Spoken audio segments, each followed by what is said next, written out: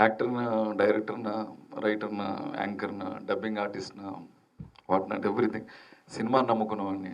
Cinema అంటే అమ్మ నాకు. సినిమా అంటే ప్యాషన్ నాకు.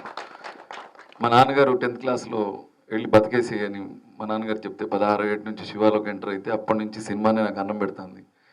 నా కుటుంబాన్ని పోషిస్తుంది. సినిమా లేకపోతే నేను చచ్చిపోతాను.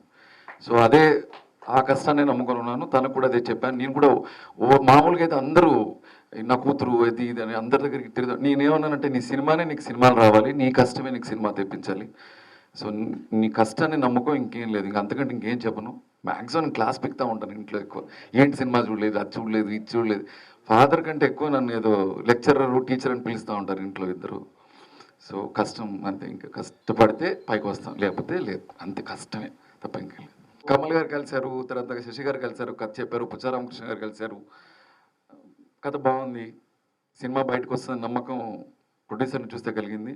సినిమా పక్కాగా డిజైన్ చేసిన పుచ్చారామకృష్ణ గారికి కలిగింది. కథ బాగా చెప్పాడు. డెఫినెట్గా ఇందులో 50% చేసిన సినిమా బాగుంటుందని శశిని చూస్తే నమ్మకం కలిగింది. That's it. వెళ్ళిపోయాను అంతే.